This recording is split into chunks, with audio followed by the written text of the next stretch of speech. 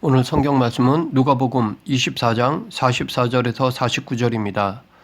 부활절을 맞아 먼저 예수님의 십자가 죽으심에 대한 의미를 알아보고 오늘 본문을 통해 우리가 그 부활의 증인이 되려면 어떻게 해야 하는지에 대해 차례대로 살펴보겠습니다. 우리는 일주일간 고난주간을 보냈습니다. 이 고난주간 안에는 인류를 구원하기 위해 자기 목숨을 바치신 예수님의 사랑으로 가득 차 있습니다. 특히 예수님께서 십자가에 못 박히신 성금요일은 주님이 돌아가신 날로서 모든 교회가 기념하는 날이자 예수님의 고난에 동참하는 날이기도 합니다. 마가복음 15장 33절부터 41절은 예수님이 십자가를 지시고 돌아가실 때의 상황이 어떠했는지를 보여주고 있습니다. 우선 온 땅에 어둠이 계속되었습니다. 이것은 죽음을 의미합니다. 또한 예수님은 하나님께 부르짖으며 돌아가셨습니다. 이것은 한 인간으로서의 예수님이 십자가에서 죽으실 때 얼마나 고통스러웠는지를 보여주는 것입니다. 그러면 이렇게 예수님께서 십자가에서 죽으신 것이 무엇을 의미하는 것인지를 살펴보겠습니다. 첫째, 예수님이 십자가에서의 죽으심은 온 인류의 죄값을 치르기 위해 죽으신 것입니다. 예수님께서 십자가 위에서 물과 피를 다 쏟으시고 죽으신 시각이 제9시인데 지금의 시간으로는 오후 3시입니다. 그때 예수님께서 크게 엘리 엘리 라마 사박다니라고 소리를 지르셨습니다. 이 말은 나의 하나님 나의 하나님 어찌하여 나를 버리셨나이까 라는 뜻입니다. 이것은 예수님이 하나님으로부터 완전히 버림받았다는 것을 보여주는 것입니다. 하나님은 하나밖에 없는 아들을 포기하셨습니다.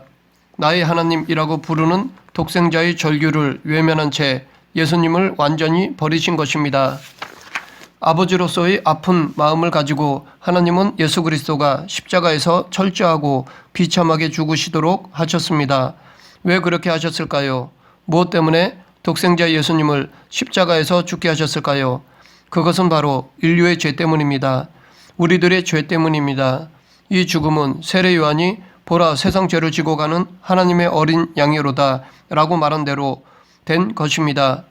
예수님은 죄 없으신 어린 속죄양으로 십자가에 달리셨던 것입니다. 이렇게 예수님이 십자가에서 죽으심으로 우리의 죄를 대속하셨고 그 죽으심으로 말미암아 우리가 죄의 사망에서 해방되었습니다. 둘째, 예수님이 십자가에서 죽으심으로 하나님과의 단절되었던 우리를 다시 하나님께로 나아가게 해주셨습니다. 예수님은 속죄 제물뿐 아니라 화목제물도 되어 주셨습니다. 둘을 하나로 만들어 주셨습니다.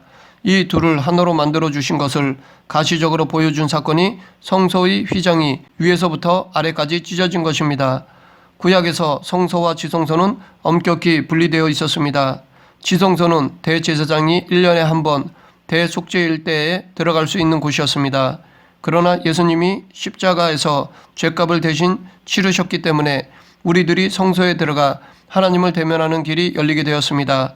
이것에 대해 히브리서 기자도 그러므로 형제들아 우리가 예수의 피를 힘입어 성소에 들어갈 담력을 얻었나니 그 길은 우리를 위하여 휘장 가운데로 열어 놓으신 새로운 살 길이요 휘장은 곧 그의 육체니라 라고 말했습니다.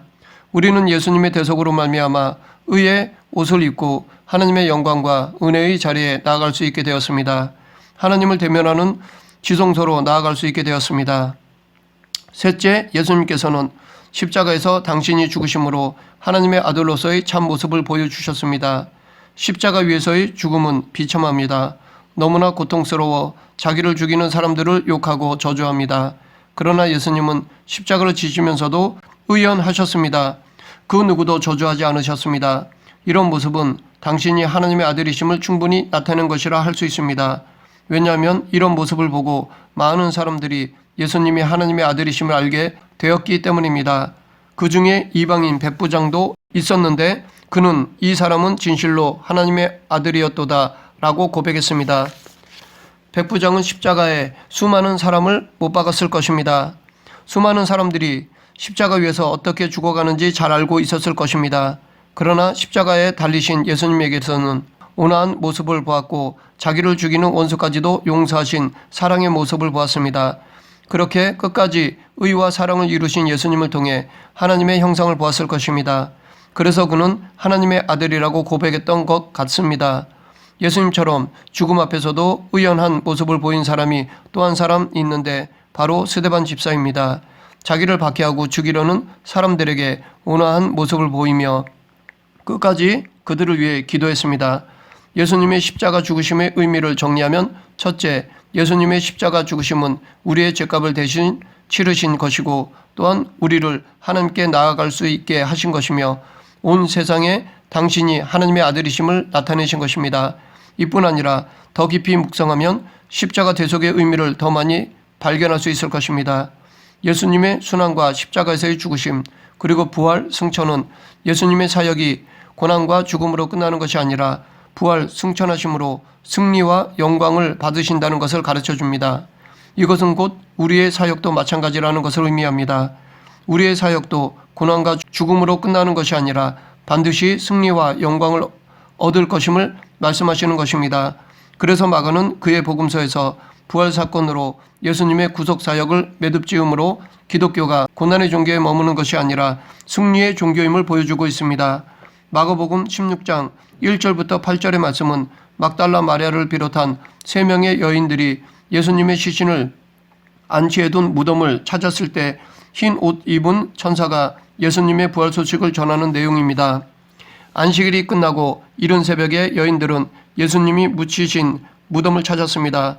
예수님이 돌아가신 후 3일째 되는 날, 즉 안식 후 첫날에 예수님의 시신에 향품을 바르기 위해서였습니다. 그러나 여인들이 무덤에 갔을 때 무덤 입구를 막았던 돌이 굴려져 문이 열려 있는 것을 보고 놀라워했습니다. 그때 천사는 놀라지 말라고 하면서 두려움에 쌓인 여인들을 진정시켰습니다. 천사는 여인들이 십자가에 못 박혀 죽으신 예수님을 찾는다는 것을 알고 있었습니다. 그래서 그는 그가 살아나셨고 여기 계시지 아니하다라고 말하였습니다. 그리고 무덤 안을 보여주며 무덤이 비어있는 것을 확인시켜 주었습니다. 무덤에 찾아온 이 여인들은 믿음이 전혀 없는 사람들이 아니었습니다. 그러나 이들은 예수님이 부활하여 다시 만날 것이라고 기대하지 못했습니다. 이들은 빈 무덤을 보고 몹시 놀라 떨며 도망쳤습니다. 그리고 무서워서 아무에게도 말하지 못했습니다. 그런데 예수님의 부활 소식을 온전히 믿지 못했던 그런 여인들이 알고 보면 부활하신 예수님의 첫 목격자요 최초의 증인이 되었습니다. 어떻게 보면 온전한 믿음을 소유하지 못한 여인들이 오히려 예수님의 부활의 첫 증인이 된 것입니다. 그러면 어떻게 믿음이 연약한 이런 여인들이 예수님의 부활의 첫 목격자요 첫 증인이 될 수 있었을까요? 그녀들에게는 예수님을 사모하는 마음이 있었기 때문입니다. 예수님을 사랑하는 마음이 있었기에 예수님을 다시 찾아온 것이고 첫 증인이라는 영광을 얻을 수 있었던 것입니다. 여기서 우리는 예수님에 대한 사랑이 하나님의 은혜와 영광을 누릴 수 있는 길임을 알 수 있습니다. 우리도 믿음이 조금 부족해도 신앙생활을 하다가 넘어져도 예수님을 사랑하면 하나님의 은혜로 예수님의 증인이 될 수 있습니다. 천사는 여인들에게 예수께서 너희보다 먼저 갈릴리로 가신다는 소식을 예수님의 제자들과 베드로에게 전하라 라고 말했습니다. 이것은 예수님이 제자들을 향해 특히 당신을 3번씩이나 부인했던 베드로에게 아직도 그들을 향한 사랑이 식지 않고 있다는 것을 보여주는 것입니다. 요한복음 21장에서는 이들이 갈릴리에서 예수님과 재회한 이야기를 기록하고 있습니다. 이 사건을 통해 부활이 본격적인 사역의 시작임을 보여주고 있습니다. 즉 부활 전에 예수님이 부르신 갈릴리는 제자들에게 교육과 훈련의 장소였다면 부활 후에 예수님이 부르신 갈릴리는 제자들에게 사역이 시작되는 장소였습니다. 이처럼 부활은 하나님이 주신 사명을 구체적으로 감당하는 출발점이 됩니다.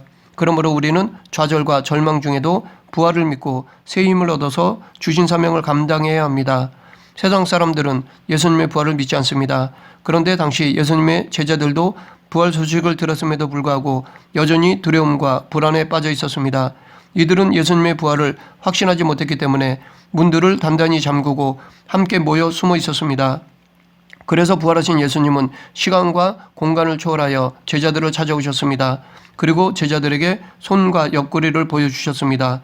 그것을 보고 기쁨이 충만해진 제자들은 그 자리에서 함께 있지 않았던 도마에게 우리가 주를 보았노라 라고 예수님의 부활을 전했습니다. 하지만 도마는 믿을 수가 없었습니다. 그래서 그는 내가 그의 손의 못자국을 보며 내 손가락을 그 못자국에 넣으며 내 손을 그 옆구리에 넣어보지 않고는 믿지 않겠노라 라고 말했습니다. 도마가 부활을 믿지 못하겠다고 고백한 후 8일이 지나 예수님이 다시 제자들을 찾아오셨습니다. 그 자리에는 도마도 함께 있었습니다. 예수님은 처음 제자들을 찾아오셨을 때와 똑같이 너에게 평강이 있을지어다 라고 말씀하셨습니다. 그리고 예수님은 당신의 부활을 의심한 도마에게 부활하신 자신의 몸을 보여주셨습니다. 어쩌면 도마의 의심은 당연한 것일 수 있습니다. 왜냐하면 부활은 인간의 이성과 경험을 초월하는 일이고 단 한 번도 그런 일이 일어난 적이 없었기 때문입니다. 물론 성경에 보면 나사로나 회당장 야이로의 딸도 죽었다가 다시 살아났습니다. 하지만 그것은 예수님께서 살리신 것이지 자기 스스로 살아난 것이 아니었습니다. 구약에서도 마찬가지입니다. 죽었다가 살아난 사람들은 모두 하나님께서 살리신 것이지 자기 스스로 살아난 사람은 없습니다.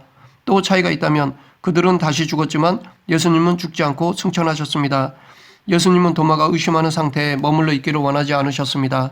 그래서 예수님은 도마에게 손을 내밀어 내 손의 못자국을 만져보고 옆구리의 창 자국을 만져보라고 하셨습니다.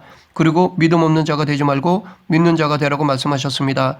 그러자 도마는 예수님을 향해 나의 주님이시며 나의 하나님이십니다 라고 고백했습니다. 흔히 사람들은 뭔가 대단한 기적이나 이적을 보여주면 믿겠다라고 말합니다. 그러나 예수님은 내가 믿으면 하나님의 영광을 보리라 라고 말씀하셨습니다. 성경은 부활을 논리적으로 설명하지 않습니다.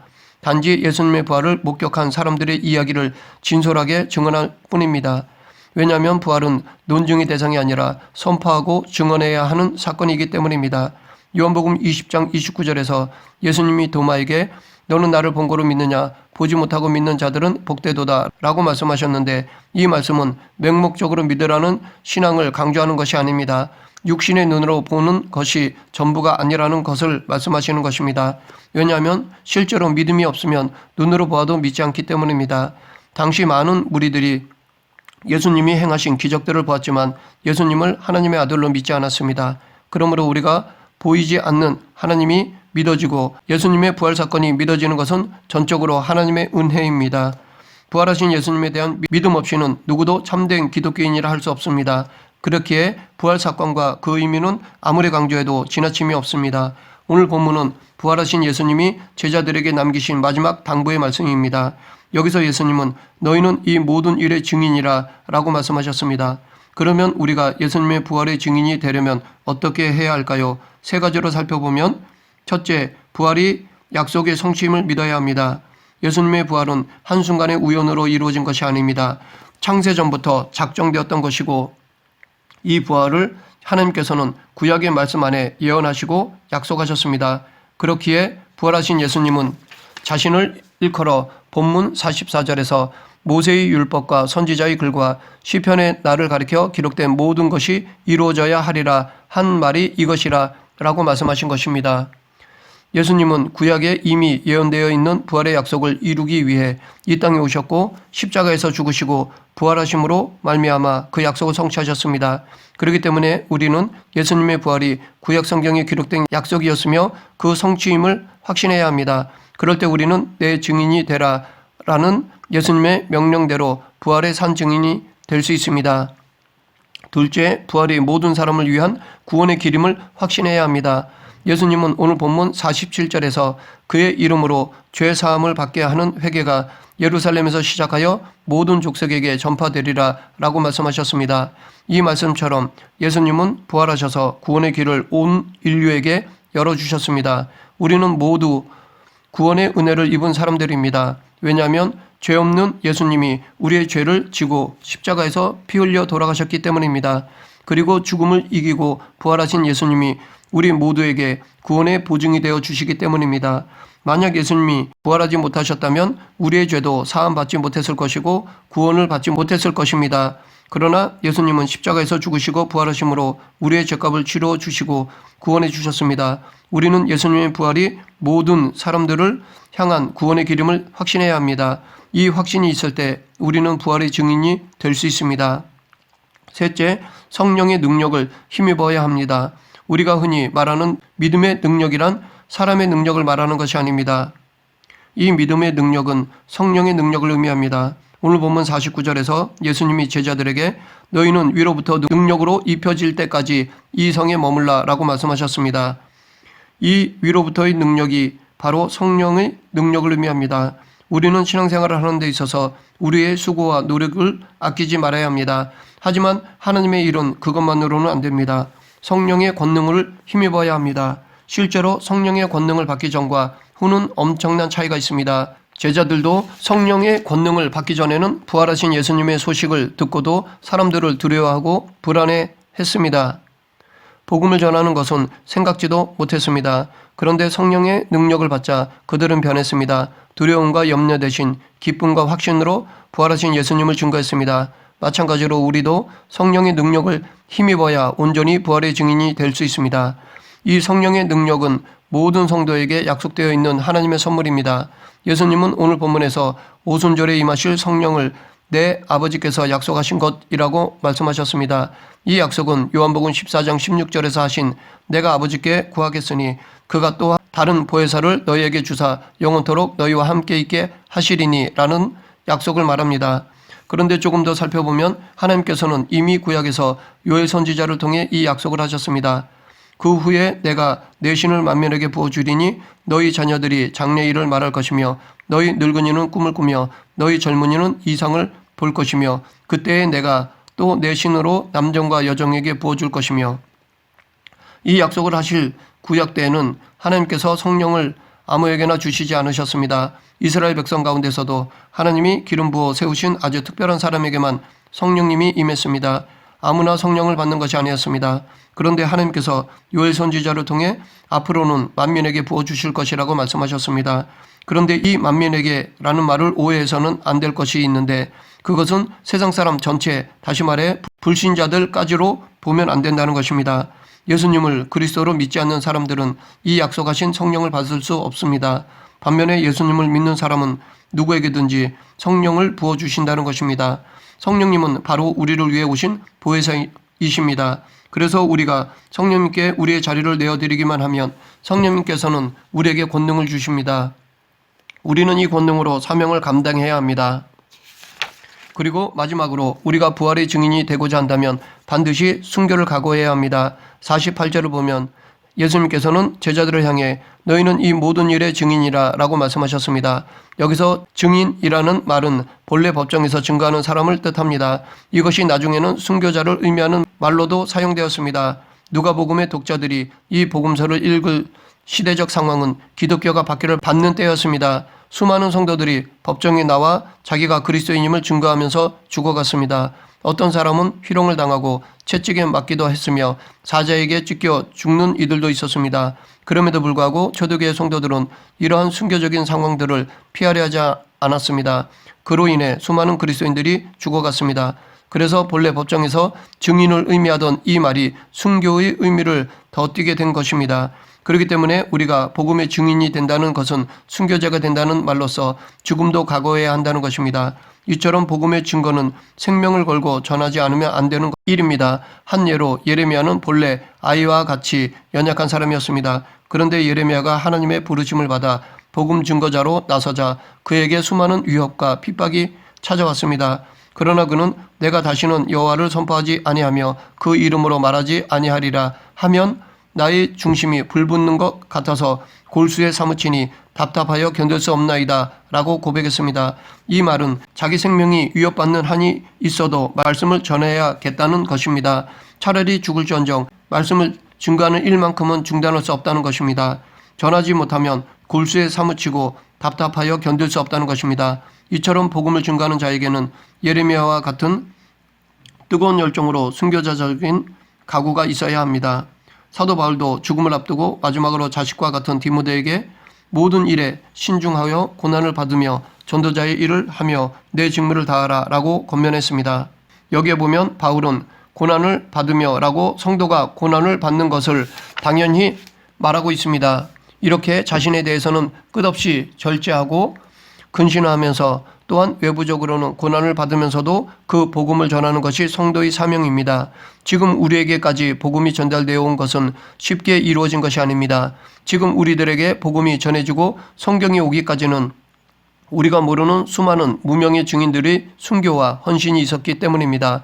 그리고 지금은 우리가 바로 그들을 이어 그렇게 해야 할 사명을 가진 사역자가 되었습니다. 그렇기 때문에 우리도 믿음의 조상들처럼 순교자적인 각오로 예수님의 부활을 전해야 합니다.